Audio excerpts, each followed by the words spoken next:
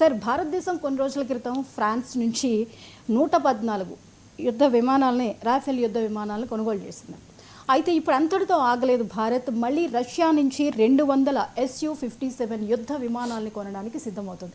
అంటే లక్షల కోట్లు వెచ్చించి ఇంత పెద్ద మొత్తంలో యుద్ధ విమానాలు కొనడానికి కారణం ఏమై ఉండొచ్చు సార్? ఎస్ అండి, జస్ట్ కొన్ని వారాల క్రితమే భారత్ ఫ్రాన్స్ నుంచి రఫేల్ ఫైటర్స్ని, అంటే 4.5 జనరేషన్ రఫేల్ ఫైటర్స్ని కొనడానికి నిశ్చయించుకుంది. దాని ఎంటైర్ కాస్ట్ చూస్తే 2 లక్షల కోట్లు.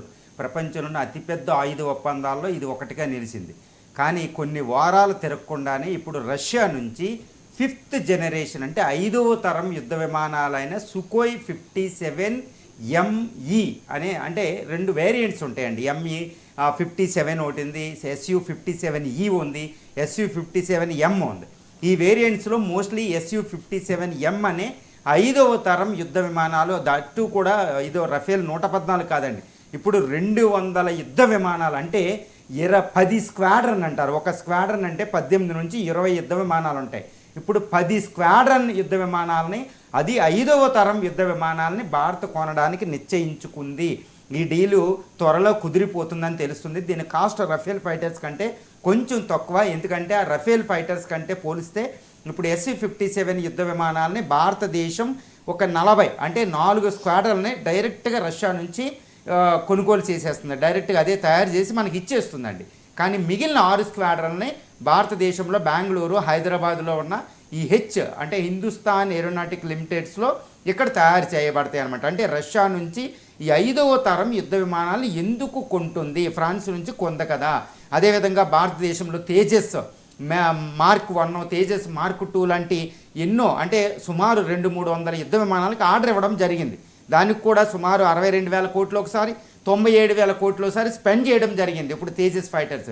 ఇలాంటి సమయంలో ఈ 5వ తరం యుద్ధ విమానాలు కూడా ఎందుకు కొంటుందంటే, ఇక్కడ చాలా geo political situation, India's security setup, అంటే రక్షణ విధానం, ప్రస్తుత రక్షణ సెటప్ ఎలా ఉందో చూస్తే ఇప్పుడు భారతదేశం తప్పనిసరిగా అనివార్యంగా ఒక యుద్ధాన్ని ఎదుర్కొంటుంది. అది ఏంటంటే పాకిస్తాన్ నుంచి అని అందరూ అనుకుంటారు, కానీ కాదు. ఈ ఫ్యూచర్ వార్ఫేర్ ఏంటంటే భారతదేశం పాకిస్తాను చైనాలతో ఒకేసారి యుద్ధం, దాన్ని ఏమంటారంటేనండి 2 ఫ్రంట్ వార్ అంటారు. 2 దేశాలతో ఒకేసారి యుద్ధాన్ని ఎదుర్కోబోతుంది ఇటు భారతదేశం, పాకిస్తాన్, చైనాలతో. ఇది ఎంత ఉంటుందో తెలుసా అండి? మొత్తం భారతదేశ భూ సరిహద్దు 15,200 కిలోమీటర్లు అయితే ఈ 15,200 కిలోమీటర్ల పాటు యుద్ధాన్ని ఎదుర్కొనే అవకాశం ఉంది. ఎందుకంటే మన సిడిఎస్ ఒకటి చెప్తున్నారు ఆర్మీ జనరల్ చాలా టైంలో, it is not only 2 front వారు, ఇటు 2.5 వార్ ఫ్రంట్ వార్ అంటున్నారు. అంటే ఏంటి? ఇటు పాకిస్తాన్, చైనా మన మీద యుద్ధాన్ని ప్రకటిస్తే బంగ్లాదేశ్ కూడా ఇన్వాల్వ్ అవుతుంది. బంగ్లాదేశ్తో పాటు టెర్రరిస్టులు కూడా ఇన్వాల్వ్ అవుతారు. ఇది గుర్తుపెట్టుకోవాలంటే స్టేట్ యాక్టర్స్ ఉంటారు, నాన్ స్టేట్ యాక్టర్స్ ఉంటారు. చాలా విపత్కర పరిస్థితుల్లో ఇండియన్ డిఫెన్స్ సెటప్ ఉంది. కాబట్టి భారతదేశం ఆపరేషన్ సింధూర్ తర్వాత జరిగిన పరిణామాలని ఎంత గొప్ప విజయానైనా ఒక గర్వంగా తీసుకోవడం లేదు. తర్వాత దాన్ని గుణపాఠంగా నేర్చుకుని యుద్ధానికి వెళుతుంది. దీన్ని 2 ఫ్రంట్ వార్ అంటారు, పాకిస్తాను ఇటు చైనాతో. కాబట్టి ఈరోజు 4.5 జనరేషన్ ఫైటర్స్ రఫేల్ తెస్తున్నాం. అదేంటి? సుమారు 114. దాంతోపాటు ఒక 26 రఫేల్ ఫైటర్స్ని నేవీ కోసం కొంటున్నాం. తర్వాత MiG-29ని, ఇంకొక 40 యుద్ధ విమానాలని విక్రాంత్ మీద మోహరించడానికి మళ్ళీ తెస్తున్నాం. ఇన్నిటి తర్వాత కూడా ఇప్పుడు 200, అంటే 10 స్క్వాడ్రన్ల Su-57ని ఎందుకు కొంటున్నాం అని చెప్పే ముందు అసలు Su-57 అంటే ఏంటో చూద్దాం. ఈ Su-57 అనేవి ఇటు చైనా తయారు చేసిన J-20, J-35 లాంటి 5th జనరేషన్ ఫైటర్స్ని అడ్డుకోగల శక్తివంతమైన యుద్ధ విమానాలు Su-57. అది ఒకటి. అంటే ఏంటి? ఈరోజు పాకిస్తాన్కి చైనా తన J-20ని ఇస్తుంది. అదేవిధంగా J-30, J-25 లాంటి 5th జనరేషన్ ఫైటర్స్ ఇస్తుందండి. J-20 అంటే చాలా mighty, one of the biggest, most modern and sophisticated fighter air craft of the world along with this Su-57 ఒకటండి. అమెరికా F-22, అమెరికా F-35 రాప్టర్స్తో ఈక్వల్గా ఉంటుంది. అలాంటి యుద్ధ విమానం పాకిస్తాన్కి వస్తే చైనా కూడా ఈ J-20ని మొత్తం హిమాలయాల అవతల టిబెట్ అనంతా మోహరించింది. సో ఆ వందలాది ఆ యుద్ధ విమానాలు ఎదుర్కోవాలంటే మనకు కూడా ఈ రఫేల్ సరిపోవు, 5th జనరేషన్ కావాలి. కానీ ఇప్పుడు ఇండియా దగ్గర ఉన్న 5th జనరేషన్ తయారయ్యేది ఆమ్కా 2035 నాటికి కానీ రాదు. కానీ ఈ మధ్యలో మరి పరిస్థితి ఇంకో 10 years యుద్ధ విమానం 5th జనరేషన్ లేకుండా ఇటు చైనా యొక్క J-20ని ఎదుర్కోవడం అసంభవం. మన యుద్ధంలో నిలబడడం కష్టం, ఒక డిఫెండ్ చేసుకోగలుగుతాం, అటాక్ చేసే పరిస్థితి ఉండదు. సో ఇంత విపత్కర పరిస్థితికి ఇండియా ఛాన్స్ ఇవ్వదలుచుకోలేదండి. అందుకని ఏంటి, ఇప్పుడు Su-57 లాంటి యుద్ధ విమానాలు డైరెక్ట్గా 200 మనం కొనుగోలు చేస్తున్నాం. 40 ఇండియాలో వాళ్ళు డైరెక్ట్గా వస్తే మిగిలిన ఇండియాలో తయారు చేస్తాం. దీన్ని రష్యా నుంచి ఎందుకు కొంటున్నాం, F-22 F-35 అమెరికా నుంచి ఎందుకు కొంటలేదంటే చాలా డిస్కషన్ జరిగింది దీని మీద. ఎందుకంటే ఈ రష్యా మనకి టెక్నాలజీ కూడా ఇస్తుంది. తర్వాత ఆల్రెడీ Su-27 Su-30MK మన దగ్గర ఉన్నాయి, Sukhoi 30లు. అంటే దాని సిరీస్లోనే దాని వేరియంట్గా వచ్చిన ఈ Su-57 మనం వాడడం ఈజీ, మన పైలట్లు వాడడం ఈజీ. ఆ టెక్నాలజీ మన దగ్గర కొంచెం ఉంది కాబట్టి ఈ అడిషనల్ టెక్నాలజీ, దాని ఆపరేషన్ కాస్ట్ కూడా చాలా తక్కువ అండి. 2, అమెరికా యుద్ధ విమానం F-22తో పోల్చిన, F-35తో పోల్చిన, ఇటు చైనా J-20తో పోల్చిన Su-57 యుద్ధ విమానం అనేది చాలా తక్కువ. అదేంట 30 మిలియన్ నుంచి 50 మిలియన్లే ఖర్చు అవుతుంది. చాలా తక్కువ అండి, చీప్గా వస్తుంది. దాని మెయింటెనెన్స్ కూడా చాలా తక్కువ. 2, ఆ టెక్నాలజీ ఇండియా ఈజీగా అర్థం చేసుకుంటుంది. 2, దాని సోర్స్ కోడ్ ఇస్తారు, టెక్నాలజీ ఇస్తారు. కాబట్టి మన 5th జనరేషన్ ఫైటర్ తయారు చేయడానికి కూడా ఈ టెక్నాలజీ మనకు అక్కరకు వస్తుందండి. ఇంకొకటి ఏంటంటే ఈ Su-57 అనేది భయంకరమైన ఒక యుద్ధ విమానం అనమాట. ఎంత సోఫిస్టికేటెడ్ అంటే దాంతో ఒక వెపన్ ప్యాకేజ్ ఇప్పుడు రష్యా నుంచి మనకు వస్తుంది. For the first time on the earth surface అని చెప్పొచ్చు. ఒక 5th జనరేషన్ ఫైటర్స్తో పాటు హైపర్సోనిక్ మిసైల్ జిర్కాన్ కూడా దీంతో మనకు వస్తుంది.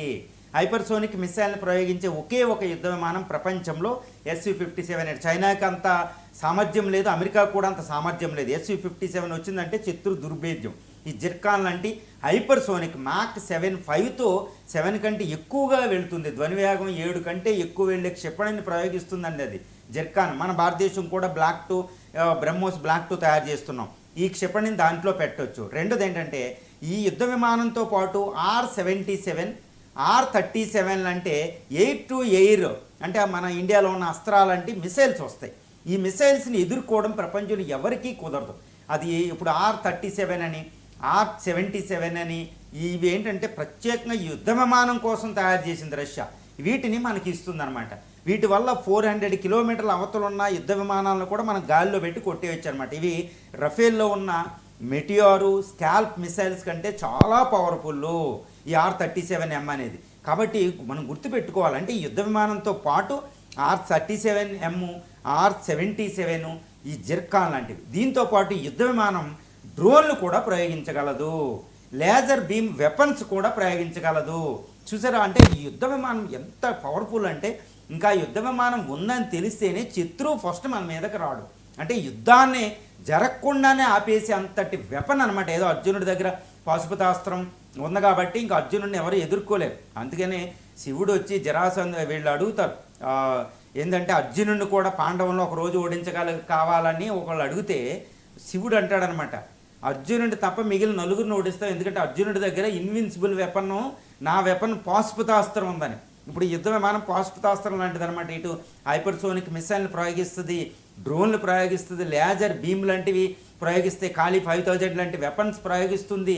అసలు ఇది మళ్ళీ న్యూక్లియర్ వెపన్స్, ఆ శత్రు దుర్భేద్యం. అంటే ఈ యుద్ధ విమానాలు అది కూడా ఒకటండి, చూడండి 10 స్క్వాడ్రన్ యుద్ధ విమానాలు, హ్యూజ్ వెపన్ అనమాట. అంత వెపన్ మనం పెట్టుకుందామంటే ఇంకా ఎవరు 15,200 కిలోమీటర్ల పాటు ఇటు బంగ్లాదేశ్, చైనా, పాకిస్తాన్ ఒకేసారి భారతదేశం మీద యుద్ధం వచ్చినా మనకి ఏం కాదు. అందుకని ఇండియా ఇన్ని లక్షల కోట్లు వెచ్చించి ఇటు రఫేల్ తెస్తున్నాం, ఇది తెస్తున్నాం, మన తేజస్ని మోహరిస్తున్నాం. ఇక్కడ ఒక విషయాన్ని చాలా సూటిగా స్పష్టంగా చెప్పాలి.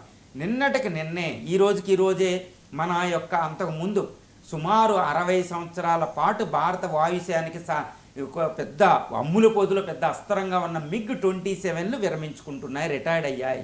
కాబట్టి భారత యొక్క మొత్తం స్క్వాడ్రన్ స్ట్రెంగ్త్ ఇప్పుడు 42 ఉండాలి మనం ఎదుర్కోవాలంటే. కానీ ఇప్పుడు 29కి పడిపోయినాయి. కాబట్టి అందుకని ఇటు తేజస్ నుంచి ఒక 10-20 స్క్వాడ్రన్లు, అదేవిధంగా Su-57 నుంచి 10 స్క్వాడ్రన్లు, అదేవిధంగా ఒక 7 స్క్వాడ్రన్ యుద్ధ విమానాలము రఫేల్ ద్వారా మనం మోహరించేస్తున్నామండి. అంటే ఏంటి, ఈ 42 కూడా సరిపోవు, అది 50కి పైగా స్క్వాడ్రన్ ఉంటేనే భవిష్యత్తులో 2040కి వచ్చే ముప్పును కూడా మనం తట్టుకోగలం. చూసారా, భారత ఎయిర్ ఫోర్సు ఒక మోస్ట్ మోడర్న్ ఒక వార్ఫేర్ తయారు చేస్తుంది. అందులో భాగమే ఈ ఎయిర్ ఫోర్స్ అండి. ఎందుకంటే ఇటు పాకిస్తాను ఇటు చైనా అనేది మోస్ట్ మోడర్నైజేషన్ అయిపోతుంది అనే వాయుసేన ఒకటి అమెరికాని పోటీగా.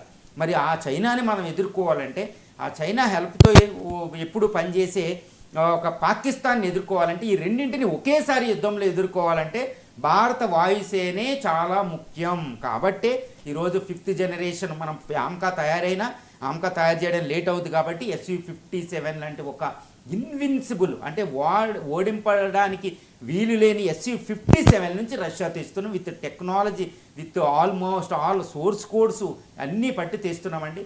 ఇది భారత వాయుసేన ఇంకా శత్రు దుర్భేద్యం అంటే శత్రువు మన వైపు కన్నెత్తి కూడా చేయని విధంగా మనం అంత అసలు ఉపేక్ష లేకుండా మనం తెస్తున్నామంటే భారత నిజంగా ఇది one of the it's a proud moment for every Indian.